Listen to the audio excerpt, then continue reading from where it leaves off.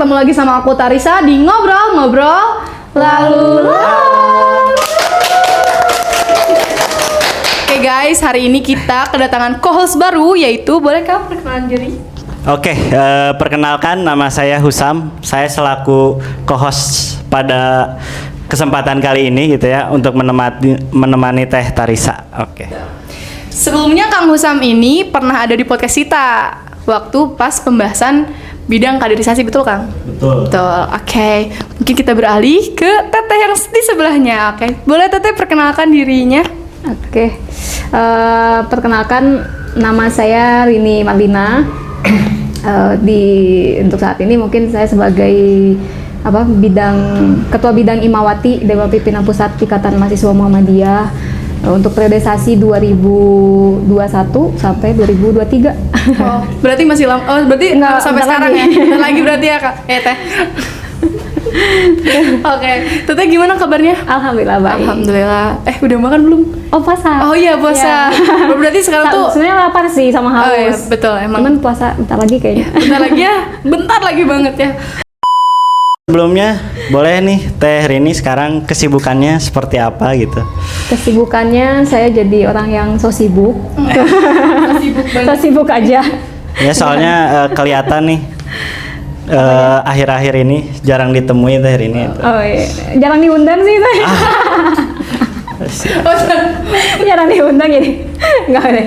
Emang kalau sekarang aktivitasnya lebih banyak di kerja juga, terus selain kerja ya masih di IMM, di DPP untuk periodisasi sekarang sampai mungkin akhir tahun ya di 2023 ini. Terus selebihnya saya kerja di Jabar Quick Respon, tim respon cepat Pak Gubernur Jawa Barat, sebagai koordinator pelayanan informasi dan juga ketua Satgas anti perundungan dan juga kekerasan seksual gitu di Jabar Quick Respon. Berarti akhir-akhir ini cukup sibuk ya Teh untuk Ya, kegiatan so sibuk kan dibilangnya. Terima kasih juga nih Teh kami ucapkan gitu, karena di sela-sela kesibukan Teteh masih bisa menyempatkan untuk hadir ke acara ngobrol-ngobrol lalu lalang ini. Lalu lalang. Oke.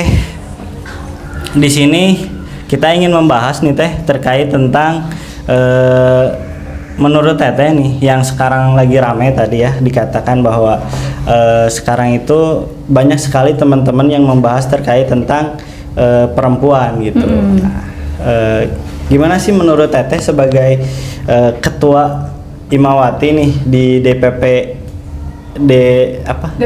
DPP-nya Teh? Iya, DPP Nah, benar. sebagai ketua Imawati ini terkait tentang pandangan Teteh terhadap perempuan pada zaman sekarang gitu Teh. Perempuan ya, ya mungkin agak relevan ya karena mungkin teman-teman ngundang saya sebagai sebagai teman diskusi gitu ya. Memang untuk khususnya bidang Imawati ya di Dewan Pimpinan Pusat Ikatan Mahasiswa Muhammadiyah itu lebih banyak berbicara tentang perempuan, apalagi hari ini perempuan di era untuk generasi anak mahasiswa mungkin generasi Z ya. Kalau sekarang gitu, kalau saya masih generasi milenial ya. masih diambang gitu ya, diambang hampir ke generasi Z gitu. Dan mungkin kalau misalnya kita lihat perempuan hari ini gitu, ya banyak hal yang harus kita bahas, terutama misalnya tentang bagaimana kedudukan perempuan gitu ya di lingkungan sekitar kita, yang sebetulnya masih banyak perempuan-perempuan ini yang nggak bisa untuk mengenyam pendidikan lebih tinggi gitu ya, atau misalnya terbatas dengan urusan kodratnya sebagai perempuan. Kadang masih ada orang-orang yang berbicara tentang perempuan itu, kamu perempuan tuh harus di dapur, sumur, kasur gitu kan. Pernah dengar nggak sih? Iya, benar. Pernah dengar kan? Nah itu yang itu masih ada loh gitu sampai sekarang bahkan gitu. Dan itu yang mungkin hari ini kita perlu sekali berbicara tentang perempuan di zaman hari ini, karena dengan kemudahan teknologi mungkin memang banyak perempuan-perempuan kayak saya gitu ya, adik-adik saya atau yang di atas saya itu mengenyam pendidikan tinggi, tapi kadang mereka pun hanya sebatas ya formalitas aja gitu sampai bisa SMA, S1 udah selesai gitu, dan mereka menikah misalnya, tapi mereka tidak bisa mengembangkan kehidupan mereka berkarir atau misalnya merdeka lah dengan kehidupan mereka sebagai perempuan atau sebagai manusia gitu. Nah itu yang hari ini mungkin perlu dibahas gitu ya. Perlu dibahas ya Teh.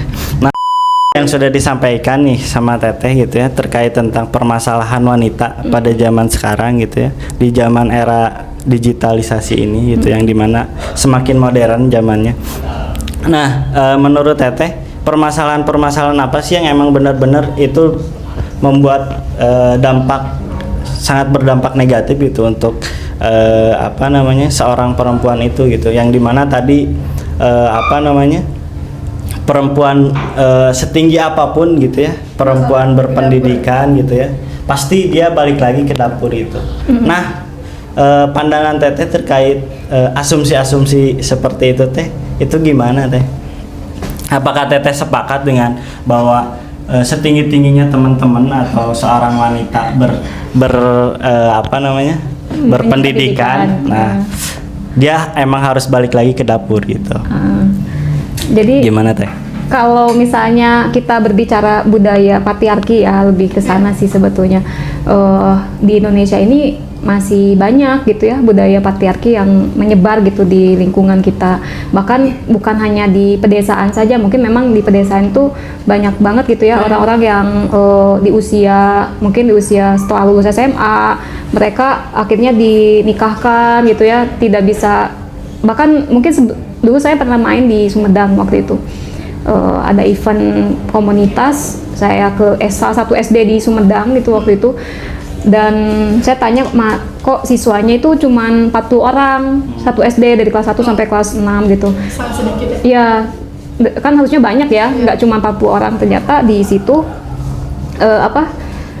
anak yang mengenyam pendidikan sampai kelas 5 sampai kelas 6 itu hanya di kisaran 3 sampai 5 orang. Sisanya itu menikah. Nah, itu yang akhirnya mungkin istilahnya ya di Indonesia ini masih kental loh budaya-budaya kayak gitu yang mereka perempuan itu tidak bisa memilih gitu untuk mereka mau sekolah, mau berkarir atau misalnya terus untuk belajar gitu, nggak bisa memilih gitu. Dan bahkan mungkin di perkotaan pun banyak ya. Dengan era digitalisasi hari ini sebetulnya kita dimudahkan sih, kalau saya ya sebagai perempuan, kita bisa menerima informasi dari manapun. Kita bisa belajar di internet gitu ya, di Google misalnya gitu, terus di dengan jurnal-jurnal yang lain. Kalau misalnya teman-teman kuliah kan bisa dibaca gitu banyak tentang pembahasan tentang perempuan gitu, dan itu dimudahkan sih sebetulnya. Dan ketika hari ini kita masih terkungkung di patriarki yang bahkan di organisasi sendiri pun gitu ya ada gitu, dan saya tidak menutup sebuah masalah yang dimana di IMM sendiri gitu ya. Di IMM sendiri saya pikir ini masih banyak yang menganut budaya patriarki gitu. Ya mungkin kalau misalnya di Bandung gitu ya, di FEB gitu ya, di Jawa Barat sedikit lah yang memang mereka masih bisa berkarir bersama gitu ya, mengenyam pendidikan bareng gitu, berkiprah bersama. Tapi di luaran sana tuh masih banyak yang ketika berbicara perempuan gitu ya, di IMM pun budaya patriarki itu masih ada kental gitu. Perempuan tidak boleh loh kamu show up di politik misalnya gitu ya. Jadi aneh kalau misalnya perempuan nongkrong di jam malam misalnya gitu ya, padahal pembahasan organisasi itu aneh. Terus mereka harus pulang di jam 8 malam dan itu diusir gitu sama laki-laki yang lain gitu. Ketika ngomongin soal pola organisasi, mereka jarang dilibatkan. Bahkan ya hanya jadi pemanis aja gitu di IMM tuh. Banter-banter kan jadi bendahara gitu kan, jadi sekretaris misalnya gitu ya. Bidang imawati lah gitu ya minimal gitu. Kabid imawatinya ya harus perempuan lah gitu kan. Udah aja segitu. Nggak ada mereka kiprah misalnya bisa naik jadi ketum gitu, atau misalnya bisa naik jadi pemangku kebijakan lah gitunya, decision maker yang memang dibutuhkan di organisasi level pimpinannya masing-masing. Nah akhirnya kenapa kita berbicara tentang patriarki ini luas gitu ya, dan mungkin di lingkungan sekitar kita juga ada gitu ya hal-hal seperti itu ya, karena memang hari ini masih kental sekali, dan orang yang memahami ketika kita berbicara perempuan itu hanya perempuan saja yang hadir, ya kan? Ya ini kan untung ada apa? Ada Sam ya, Kang Husam kan ada di sini gitu. Jadi kita nggak ngomonginnya sudut pandang perempuan gitu, tapi laki-lakinya kebanyakan kan bodo amat gitu. Ketika kita bahas tentang gender gitu kan, bodo amat lah gitu. Kalau laki-laki hadirnya saya juga ini sebagai penyeimbang. Oh oke. Nah tadi terkait tentang tadi patriarki ini gitu, yang dimana biasanya patriarki ini muncul karena muncul dari faktor eksternalnya gitu, faktor lingkungan gitu.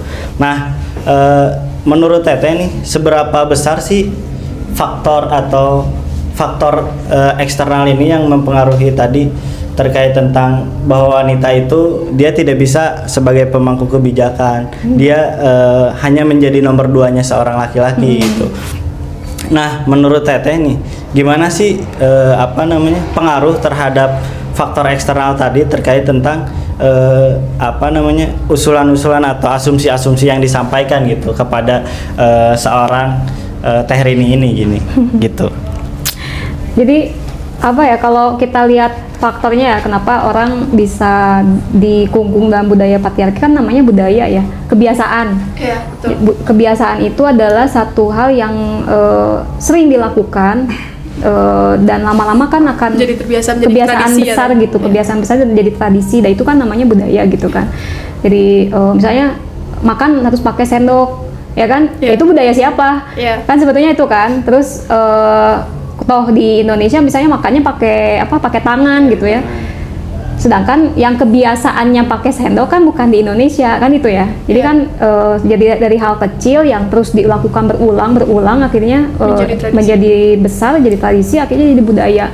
Nah sama gitu ketika berbicara tentang patriarki, kita juga kan mungkin dari keluarga kita dulu gitu kan sumber utamanya gitu, faktor internal yang ada dalam budaya patriarki atau misalnya subordinat untuk wilayah sosial perempuan dan laki-laki itu adanya di keluarga.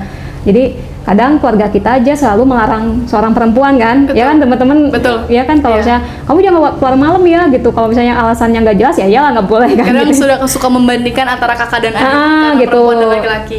Udah kalau perempuan udah masak aja gitu kan di rumah gitu, atau misalnya kayak belajar atau main tuh dibatasi lah untuk perempuan dan laki-laki.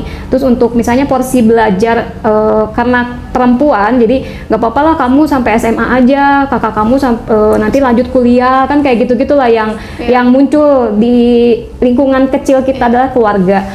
Lanjut ke lingkungan yang lebih besar kita adalah ya lingkungan masyarakat kita gitu, atau tetangga lah, atau di sekolah, atau misalnya di perguruan tinggi juga kan masih banyak. Jadi akhirnya hal yang tadinya harusnya kita bisa menghapuskan sedikit-sedikit, karena tadi kan kebiasaan itu kan harus dihapuskan ya. Memang menghapuskan sebuah tradisi itu sulit gitu, karena kita harus mengganti kebiasaan yang baru gitu. Dan artinya tadi faktor yang paling utama sebetulnya di keluarga kita gitu, bahwa perempuan dan laki-laki ini seimbang gitu. Toh di dalam Al-Quran juga kan tidak membeda-bedakan antara amalan laki-laki dan amalan perempuan gitu. Walaupun misalnya konteksnya perempuan ini adalah mereka bisa melahirkan gitu ya, pahalanya sama dengan surga dan sebagainya gitu kan. Laki-laki pun sama gitu kan, sebetulnya laki-laki memberikan nafkah gitu ya kepada keluarga gitu kan, sebenarnya seimbang gitu pahalanya, cuman caranya yang berbeda gitu kan. Itu yang seharusnya dipahami dari setiap keluarga gitu, dan itulah yang akhirnya ketika kita berbicara faktor eksternal, nanti kita lihat bahwa sekarang banyak ya faktor eksternal itu. Kalau misalnya mau keseimbangan antara wilayah perempuan laki-laki itu dari mulai pendidikan misalnya, lihat di sekolah misalnya gitu ya, di perguruan tinggi, apakah perempuannya lebih banyak atau laki-lakinya yang lebih banyak? Perempuan kan gitu. Biasanya dan tergantung jurusan. Betul. Ya kan, tergantung jurusan. Misalnya akuntansi kebanyakan perempuan. Ya karena stigmakan bahwa perempuan ini Jago menghitung. jago menghitung Ya. gitu ya, Jago manajemen. ya gitu kan, manajemennya bagus itu perempuan selalu. Nah terus posisi apa di politik misalnya gitu kan, kalau misalnya kita lihat anggota-anggota legislatif kita gitu, hari ini tuh masih coba kita narasikan gitu ya, apalagi sebagai aktivis perempuan, kuota keterwakilan perempuan itu harus 30%. Kenapa harus 30%? Karena 30% aja saat ini tuh masih kurang. Sedikit, ya. Belum nyampe gitu, belum nyampe. Artinya ketika berbicara tentang wilayah politik pun perempuan tuh selalu hanya di subordinat saja gitu. Jadi hanya kedua saja, hanya pelengkap gitu. Mungkin kalau teman-teman lihat ya, ini jadi bahas politik ini. Jadi nggak apa-apa sih, nanti kita belajar banyak gitu kan. Kalau misalnya kita melihat nanti pemilu 2024 nanti gitu kan, mungkin udah banyak tuh selebaran apa di jalan-jalan, poster-poster, baligo gitu kan, perempuan-perempuan, ya mungkin perempuannya banyak gitu, tapi yang perlu disadari hari ini adalah kadang perempuan di dunia politik saja tuh hanya sebagai pelengkap aja gitu. Iya. Jadi karena harus memenuhi kewajiban 30% keterwakilannya, tiap partai 30%-nya perempuan, akhirnya ya udah diikut sertakan lah gitu. Ada yang mungkin backgroundnya bukan dari politik atau misalnya dari organisasi gitu ya, hanya sebatas udah kamu ikutannya lagi yuk, nanti saya bayar gitu kan. Itu kan disclaimer ya itu. Ya kan kayak gitu kan. Sebagai pelengkap aja ya. Iya, sebagai pelengkap. Nah itu perempuan. di dunia-dunia kayak gitu juga kan akhirnya ya Indonesia ini masih belum bebas gitu dari budaya patriarki sebetulnya. Iya, betul. Oh, jadi pada intinya menurut Teteh itu bahwa faktor eksternal itu tidak cukup berpengaruh. Iya, sebetulnya awalnya dari keluarga kita. Iya. Sebetulnya kalau keluarga kita menjunjung tinggi bahwa ada kesetaraan antara perempuan dan laki-laki, si anak ini gitu ya, anak yang tumbuh di keluarga ini akan memahami bahwa oh iya saya juga punya effort yang sama gitu ya, punya sebuah pencapaian yang sama, mau saya laki-laki mau saya perempuan, ketika saya di kelas ya saya belajar gitu. Nggak ada stigma bahwa kamu perempuan nggak usah ranking 1 gitu, udah laki-laki aja gitu kan. Cukup si kakak. Cukup si kakak aja kan kayak gitu. Misalnya jadi KM tuh nggak boleh perempuan, harus laki-laki karena kepemimpinan itu adanya di laki-laki kan, kayak gitu kan, kebanyakan kayak gitu. Padahal kan kalau misalnya dari rumah saja dia sudah terbangun pola bahwa kita itu setara, kita itu punya hak yang sama, kita belajar sama, dan ketika tidak ada ketimpangan dalam urusan rumah tangga misalnya gitu ya, perempuan diajarkan masak ya laki-laki juga diajarkan masak. Iya. Bukan karena kamu laki-laki Kamu nggak usah. jadi nggak usah masak gitu. Atau misalnya kamu nyuci gitu ya, Hosam nyuci misalnya gitu ya, Aku nggak jemur. gitu. Atau misalnya nyetrika, kan ada keseimbangan saling Iya, mengisi gitu, betul, bahwa kewajiban dalam rumah pun ya karena kita adalah Saling anggota melengkapi. keluarga ya saling melengkapi Iya, gitu. betul. Tidak ada yang di Berat kotak-kotakan udah masak nyuci, pokoknya masak cuci terus apalagi Rumah tangga kamu aja. beberes, ngepel dan sebagainya, ku perempuan lah gitunya, ku anak perempuan atau misalnya ku istri gitu kan, nggak kayak gitu. Terus tugasnya bapak apa gitu kan, mandor gitu. Yang ketika pulang udah beres nih makanan tinggal makan Iya, gitu kan, betul. nggak kayak gitu sebetulnya. Dan anak laki-laki ya udah diem aja gitu. Soal jadi raja kan nggak kayak gitu Iya. sebetulnya. Itu banyak sekali maraknya di keluarga-keluarga juga ya. Iya, Teh, ya. dari Eh, hal yang terkecil. Ya, gitu. walau tidak hanya di pedesaan ya, tapi di perkotaan pun sekarang tuh udah masih banyak yang Masih seperti banyak. itu ya.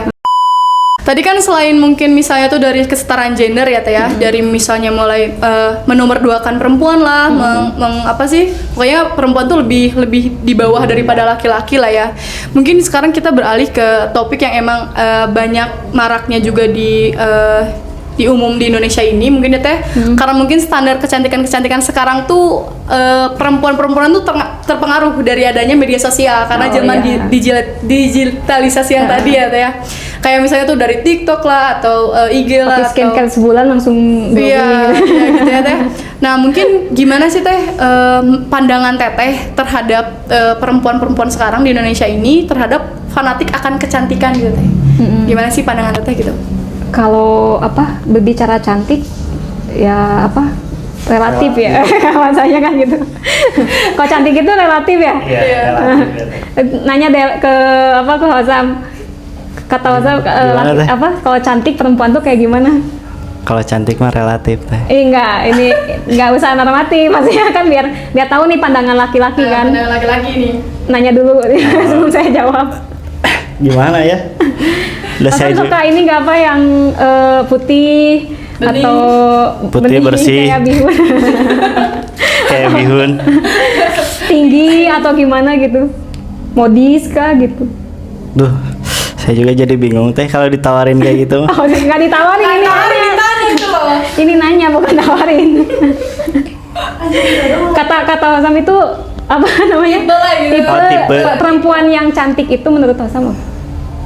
Perempuan yang cantik menurut saya mah dia yang berhijab, soleh. Aduh, Solehah nggak sih? berhijab. oke. Spek-spek Imawati lah teh. Aduh. Udah itu aja? Selebihnya mah rahasia teh. Oh iya. Private. Jadi cantik itu relatif. Cantik itu relatif. Balik lagi. Balik lagi ya. Jadi kalau misalnya kita berbicara standar kecantikan di Indonesia gitu ya, kadang kita tuh terlalu terkungkung dengan cantik itu harus putih gitu ya. Karena mulus, tinggi gitu ya, misal 170 gitu ya tingginya teh, tinggi pisan kan. Saya juga nggak nyampe. 170. Saya juga nggak nyampe. Terus putih gitu ya, rambutnya panjang gitu kan, itu adalah standar kecantikan yang menjadi stereotype di Indonesia gitu kan. Hingga akhirnya ketika ada yang cantik gitu dengan body goals yang bagus misalnya gitu ya, entah itu bentuk tubuhnya gimana gitu kan, dan itu banyak banget lah yang mengatakan bahwa itulah standar kecantikan. Belum lagi kita didoktrin, dipengaruhi oleh media sosial dengan ada yang kontes-kontes kecantikan gitu ya, yang sebetulnya awalnya mereka memberikan atau mengadakan kontes kecantikan ini adalah sebagai edukasi ya teh ya, mungkin bukan edukasi sih, lebih ke kayak ya pemasaran aja gitu, teknik pemasaran produk gitu kan. Mungkin dengan tadi tinggi, putih, mereka bisa bebas memakai baju-baju yang terbuka gitu ya. Terus misalnya dengan mukanya yang di make up dan sebagainya gitu. Terus hingga akhirnya terciptalah sebuah role model ketika cantik itu harus tinggi, harus putih gitu. Padahal kalau menurut saya pribadi gitu ya, cantik itu ya banyak gitu ya, banyak tipenya gitu ya. Ya ada yang misalnya dia putih gitu ya, putih tinggi, bisa jadi dia cantik gitu ya. Terus ada yang dia tidak putih, tidak tinggi, terus tapi dia rapi gitu ya, dia rapi berpakaiannya gitu, itu bisa dikatakan cantik gitu. Ada yang misalnya biasa aja, rapi, terus dia punya wawasan lebih luas gitu, itu juga bisa dikatakan cantik juga gitu. Dan banyak lagi gitu hal-hal yang sebetulnya bisa kita definisikan sebagai kecantikan. Dan mungkin bagi perempuan gitu ya, kadang perempuan sendiri pun minder gitu. Iya. Ya kan? Iya, betul. Minder banget gitu ketika ada yang melihat lewat gitu ya, perempuan agak ya tadi ya dengan kategori yang tinggi, putih gitu ya. Terus kita langsung melihat diri kita sendiri, oh nggak ada nih gitu ya. Nggak ada nih gitu, oh belang ini gitu kan. Nggak ada saya. Pemotoran we terus gitu kan. Nggak ada gitu. Akhirnya kita minder gitu, padahal orang mungkin melihat tadi, kenapa saya tanya ke Hosam gitu ya, definisi cantik menurut dia itu kayak gimana?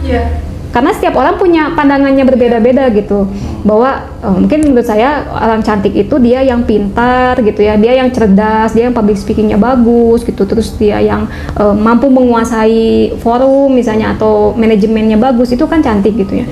Terus walaupun misalnya tidak tinggi, tidak putih gitu ya, tidak menor misalnya gitu ya dandanannya gitu kan, itu cantik. Itu menurut saya gitu. Menurut Hosam kan beda lagi gitu, terus menurut yang lain juga beda lagi gitu. Nah itu yang akhirnya dikembalikan kepada definisinya masing-masing dengan standar yang tadi. Sekarang kalau kita lihat di media sosial atau iklan-iklan promosi skincare gitu ya, atau produk-produk kecantikan gitu, mau itu di wajah, mau itu di badan gitu, itu sekarang sudah coba untuk mengikis itu. kalau teman-teman lihat gitu ya, banyak orang yang karena tipe kulit itu banyak sekali ya. Ada yang mungkinnya sawo matang gitu ya, sawo mentah gitu ya. Gimana sih sawo mentah? Ya macam putih lah gitu ya. Terus ada yang lebih coklat gitu ya. Terus ada yang rambutnya ikal gitu kan, ada yang misalnya pakai kerudung gitu kan, dan lain sebagainya, banyak lah. Akhirnya sekarang produsen produk kecantikan pun menyasar ke sana karena tadi ada yang namanya diskriminasi tentang kecantikan itu sendiri. Jadi kalau misalnya kita masih berpikir bahwa kecantikan itu adalah putih, tinggi, langsing gitu ya, itu berarti mendiskriminasi orang lain gitu. Kenapa kita tidak lihat sisi yang lain? Kok banyak kok orang-orang yang mungkin di luaran sana gitu ya, dengan tidak berstandarkan itu mereka cantik gitu, cantik secara pemikiran gitu ya. Terus sekarang gampang orang mau cantik tinggal make up gitu ya, tinggal filter lah kalau di media sosial ya, di TikTok atau IG kan di filter gitu ya, dicantik kayak gitu kan. Nah itulah yang sekarang pun secara produsen produk kecantikan sudah melihat ke sana, karena kita menggaungkan bahwa ya cantik itu relatif, gimana pemikiran orang menganggap dia cantik atau tidak gitu. Dan ada bahasa misalnya kalau gombal, kamu akan cantik di depan mata orang yang tepat atau menyayangi kamu, kan itu ya. Ya bener nggak? Bener. Kayak gitu. Jadi relatif lah kalau berbicara cantik, karena setiap orang punya penilaian masing-masing. Tapi saya tidak sepakat ketika berbicara cantik itu adalah putih, tinggi, langsing. Bukan berarti saya tidak memenuhi standar itu ya gitu ya. Memang tidak gitu ya. Tapi saya coba cari versi yang menurut saya tuh, oh iya saya bisa melihat bahwa ada hal yang bisa saya tunjukkan ke orang lain gitu. Jadi pada dasarnya mah cantik teh banyak klasifikasinya ya, kan? Banyak tipenya gitu. Nggak selalu cantik secara fisik gitu. Tapi cantik juga bisa dikategorikan bahwa ketika dia memiliki sebuah kemampuan gitu, yang dimana kemampuan itu bisa bermanfaat bagi lingkungannya di sekitar gitu, itu juga bisa disebut bahwa wanita itu adalah seorang wanita yang cantik. Gitu. Oke, nah terkait tentang tadi juga tadi kita bahas terkait tentang emansipasi seorang wanita gitu, bahwa kesetaraan seorang wanita dengan laki-laki itu kita bisa setara gitu. Tidak ada yang di bawah, tidak ada yang di atas gitu. Tapi kita satu frekuensi lah, satu tingkatan. Nggak ada yang membeda-bedakan. Nggak ada yang membeda-bedakan, seimbang gitu. Nah, lalu menurut Teteh nih, tadi kan terkait tentang biasanya seorang laki-laki itu dia berfungsi sebagai pemangku kebijakan gitu, dia sebagai seorang pemimpin gitu. Nah, menurut Teh Rini gitu ya, fungsional sebagai seorang perempuan gitu ya, khususnya misal di IMM itu sendiri gitu ya, ataupun fungsi sebagai seorang wanita di masyarakat umum gitu ya. Nah, itu seperti apa Teh? Apakah dia hanya sebagai seorang pelengkap tadi, sebagai seorang pelengkap laki-laki, atau dia emang bisa gitu sebagai sebuah pemangku kebijakan itu sendiri gitu. Jadi sebetulnya kalau dilihat dari peran gitu ya, perempuan itu ada dua perannya, itu dia di domestik sama di publik gitu ya. Kalau berbicara perempuan, bahwa kalau kita ngomongin dia di domestik itu lebih banyak kita berbicara tentang dia bagaimana berkehidupan di rumah. Dia sebagai anak, dia sebagai istri, dia sebagai adik, dia sebagai kakak atau saudara perempuan. Itu adalah peran dia sebagai domestik gitu ya di rumah. Terus selanjutnya bagaimana peran domestik ini berjalan dengan baik, yaitu bagaimana dia memanajemen dirinya untuk berkontribusi di rumah gitu ya. Tadi mungkin dia sebagai istri berarti harus melayani suami gitu ya, terus dia mendidik anaknya gitu kan, terus dia memposisikan diri sebagai seorang adik atau kakak gitu ya, dan sebagai seorang perempuan di rumah itu seperti apa gitu. Terus ada lagi peran yang kita sebut peran publik gitu ya.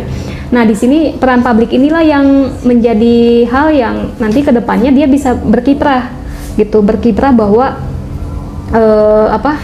hari ini perempuan itu bisa mengenyam pendidikan lebih tinggi, perempuan bisa berkarir lebih tinggi lagi gitu, karena dia mempunyai atau mengambil perannya sebagai perempuan di wilayah di wilayah publik gitu, di wilayah publik.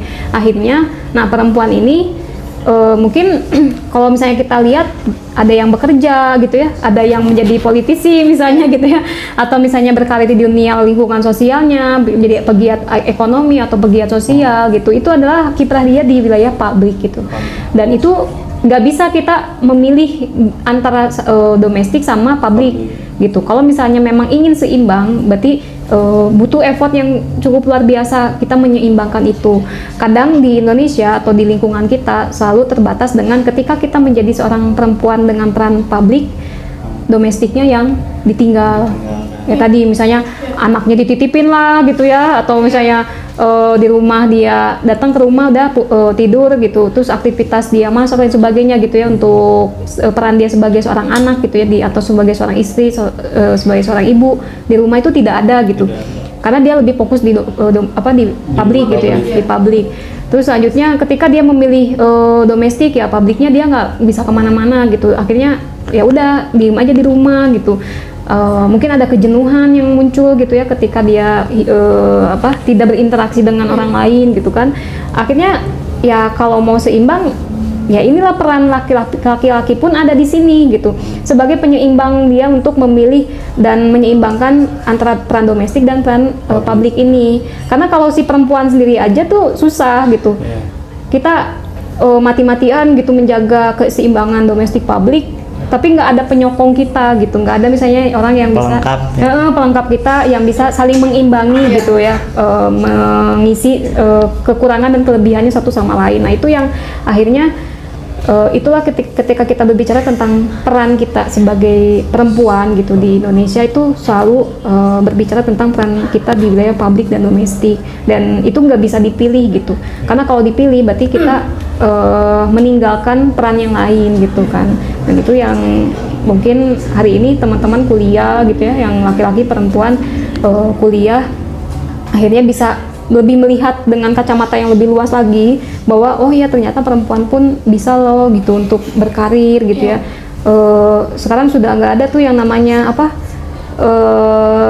ketimpangan gitu ya. Emansipasi itu betul-betul ada gitu, emansipasi perempuan itu ya, mungkin bahasa dulu mah emansipasi ya gitu, tapi kalau sekarang penyeimbangnya itu perempuan laki-laki itu setara gitu, kesetaraan gendernya itu sama, seimbang gitu. Dan ya ketika berbicara gender kan sebuah stereotype yang terbangun di lingkungan sosial, bukan lagi antara perempuan dan laki-laki gitu, bukan kodratnya. Ya betul, kalau kodratnya perempuan itu melahirkan gitu ya, punya rahim gitu, menstruasi, itu kodratnya perempuan gitu kan. Tapi kalau berbicara gender itu stereotype yang terbangun di lingkungan sosial gitu. Nah bagaimana kita membangun lingkungan sosial itu untuk menyeimbangkan antara peran laki-laki dan peran perempuan di wilayah publik sama domestiknya itu gitu. Jadi perlu adanya kolaborasi gitu. Iya betul. Perempuan dan laki-laki. Iya. Emang laki-laki nggak butuh perempuan? Kayaknya mah butuh teh. Masa butuh? Kalau nggak butuh perempuan nggak lahir loh. Iya. Nggak akan ada saya di sini. Iya. Jadi kamu kena sakti. Jadi mungkin dikaitkan sebuah kolaborasi juga penting gitu, demi mewujudkan sebuah inovasi juga gitu teh. Gitu. Nah terkait tadi juga saya sedikit menyinggung terkait tentang bidang Imawati itu sendiri teh. Nah boleh mungkin teteh menceritakan terkait bidang Imawati itu seperti apa gitu ya, dan bagaimana, dan secara singkat aja sih teh. Dan juga apakah di bidang Imawati ini teh emang harus seorang perempuan aja gitu yang ada di dalamnya, atau kita nih atau saya selaku Imawan gitu, nah bisa mengisi di dalam bidang itu gitu teh. Program-programnya atau seperti apa gitu teh. Kalau bidang Imawati sendiri itu adalah sebuah bidang yang dikhususkan gitu ya, sama kayak misalnya perkaderannya ada bidang kader gitu ya, bidang organisasi gitu, terus misalnya kita berbicara tentang karya ilmiah ada di RPK gitu kan. Betul. Dan seni budaya ada di SBO gitu kan, dikhususkan. Dan ketika kita berbicara perempuan itu dibuatlah bidang khusus gitu ya untuk perempuan ini, yaitu bidang Imawati gitu. Karena sebutan nama dari perempuan yang ada di IMM itu Imawati kan gitu. Iya, Akhirnya bidang keperempuanannya IMM gitu, yaitu bidang Imawati. Betul. Nah itu yang mendasari ketika misalnya kenapa hari ini di IMM itu masih harus ada bidang keperempuanan ya, karena memang belum bisa survive membangun apa ya namanya pelengkap lah, sebagai pelengkap yang saling menyeimbangkan gitu antara laki-laki dan perempuan di organisasi Ikatan Mahasiswa Muhammadiyah. Karena kan kalau misalnya di organisasi lain kan dipisah ya, perempuannya di organisasi A, laki-lakinya di organisasi B gitu kan. Terus padahal sejenjang gitu, seumuran, seangkatan kuliah gitu. Tapi kalau di IMM kan tidak ada pembatas itu, kecuali kalau misalnya kalau di Muhammadiyah masuk di NA sama di Nasyatul Aisyah sama pemuda itu baru dipisah gitu kan. Karena mereka sudah beda pembahasannya gitu. Kalau di IMM itu masih general gitu, masih saling berkaitan antara perempuan laki-laki. Dan tadi di Indonesia sendiri itu ada beberapa cabang sama beberapa komisariat yang ketua bidang Imawatinya itu laki-laki. Oh, jadi bisa ya Tia? Sebetulnya bisa, kalau menurut saya ya gitu. Sebenarnya bisa, karena pembahasan perempuan ini tidak hanya perempuan saja yang bisa membahas gitu. Bahkan dulu kalau di zaman IPM itu ketua bidang IPMawati ya, kalau di IPM Ikatan Pelajar Muhammadiyah itu laki-laki. PP IPM-nya bidang IPMawatinya itu laki-laki. Karena dia memang fokus di isu gender. Di isu gender tentang keperempuanan gitu, pokoknya pelatihan-pelatihan tentang keperempuanan dia concern di situ, dan akhirnya orang yang cocok untuk mengisi jabatan itu adalah laki-laki gitu ya. Terus akhirnya ya di 2012 itu kalau nggak salah itu ketua bidangnya laki-laki gitu, dan di IMM mungkin belum ada sih gitu ya. Tapi kalau di tingkat cabang sampai di tingkat komisariat itu ada yang sekretarisnya laki-laki gitu ya, sekdiknya itu laki-laki ada. Dulu juga banyak yang konsultasi gitu ya ke saya gitu. Kalau laki-laki gimana, boleh nggak di Imawati gitu. Toh ya kalau pembahasannya tentang keperempuanan ya nggak apa-apa gitu. Bagi saya tuh siapapun bisa gitu. Toh tadi kenapa kita harus selalu menghususkan pembicaraan perempuan gitu ya. Kalau kamu ingin berdaya, ingin membangun kesetaraan, laki-laki pun harus tahu masalah kita, betul, ya kan? Betul sekali. Laki-laki tersudutkan. Jadi ya gimana laki-laki tahu yang kamu mau, kalau misalnya dia nggak tahu gitu, si laki-laki itu gitu. Terus soalnya apa yang bukan dukun ya? Iya, bukan cenayang kan gitu, yang bisa baca pikiran gitu kan.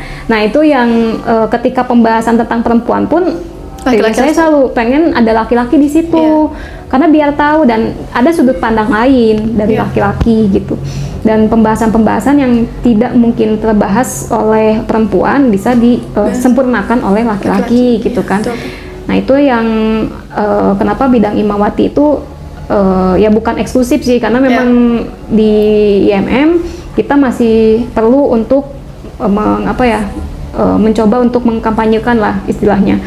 Teman-teman mungkin lihat ya di DPP IMM sendiri Imawatinya sedikit gitu ya, cuman 5 orang lah gitu kan di DPP, dengan jumlah kader yang masuk DPP itu hampir 40 orang, nggak 30% kan itu kan sebetulnya, nggak 30% lah, atau nggak setengah atau seperempatnya lah gitu dari struktural gitu yang Imawati.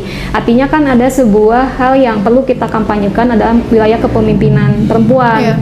Gitu. Nah itu yang hari ini saya coba galakan di Imawati gitu ya. Gimana kamu bisa berdaya, gimana kamu bisa memimpin baik itu acara kegiatan atau misalnya di level struktural pimpinan, kamu bisa menjadi pemangku kebijakan. Tidak harus menjadi seorang ketua umum. Kan saya juga nggak pernah jadi ketua umum gitu. nggak harus gitu kan, nggak harus jadi ketua umum, tapi kamu sebagai decision makernya gitu, orang yang bisa membuat, mengkolek gitu dan memanajemen organisasi itu gitu kan, nggak harus ketua umum kan gitu kan, sebetulnya kayak gitu. Cuman nah inilah yang ada hal yang menjadi keterputusan kepemimpinan. Iya betul, di komisariat banyak sekarang ketum Imawati gitu ya, bahkan mungkin di UMB gitu ya, bahkan mungkin nanti next FEB jadi ada ketum Imawati misalnya. Terus di cabang juga sama, banyak juga ketum-ketum Imawati, tapi jarang yang masuk ke DPD. DPD itu persaingannya udah mulai kembali lagi, mengerucut lagi ke laki-laki gitu. Memang nggak ada sih yang menghantam kita dengan Quran surat An-Nisa gitu ya, Ar-Rijalu Qawwamun 'alan Nisa, nggak ada sih gitu, udah terbuka lah kita soal itu.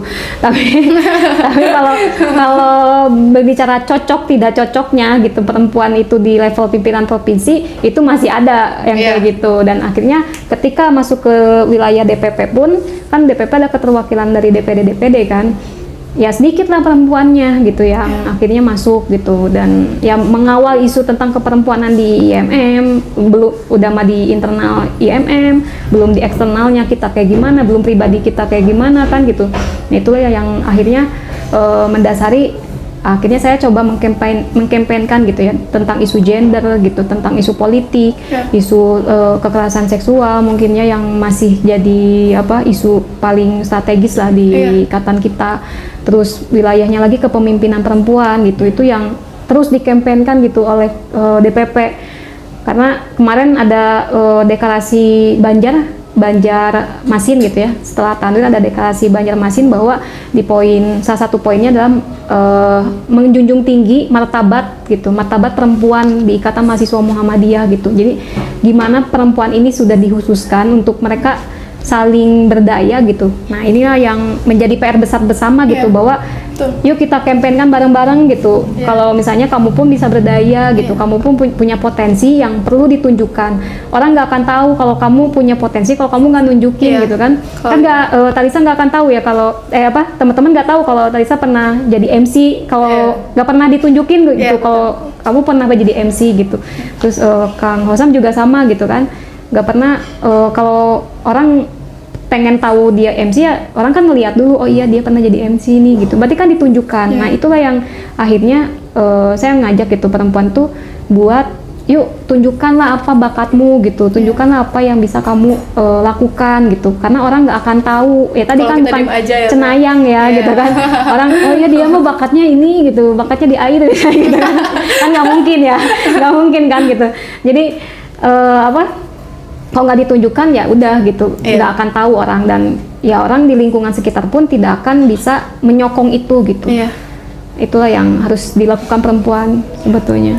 Mungkin dari tadi ya Teh, dari pas kita membahas setara gender, terus susahnya jadi perempuan harus cantik, standar kecantikan itu, terus dari tadi tentang fungsional ibu perempuan itu sebagai apa.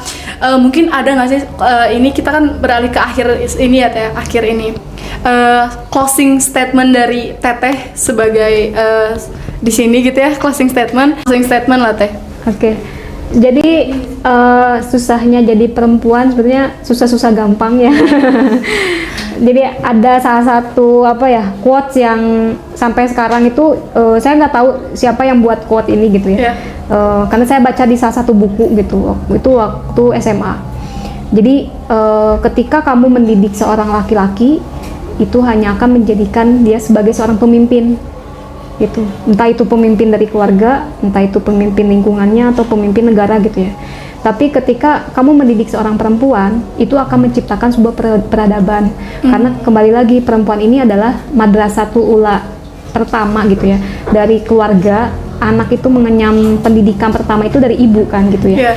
Jadi bagaimana kamu berpendidikan tinggi, bagaimana kamu berwawasan tinggi itu akan ada efeknya ke anak gitu. Dan nanti kedepannya dia yang akan mengembangkan bakat potensi kedepannya anak-anak itu ya dari ibu gitu. Ibu yang tahu sehari-harinya sama anak gitu. Dan hal yang ingin coba kita narasikan adalah yuk sama-sama kita berdaya bersama gitu. Artinya kita punya potensi, kita punya kemampuan, tunjukkan itu gitu. Jangan malu kalau misalnya trial error sekali gitu ya, salah misalnya nge-MC salah misalnya gitu ya, atau coba ngisi materi ada menguasai materi atau sebagainya, ya nggak masalah.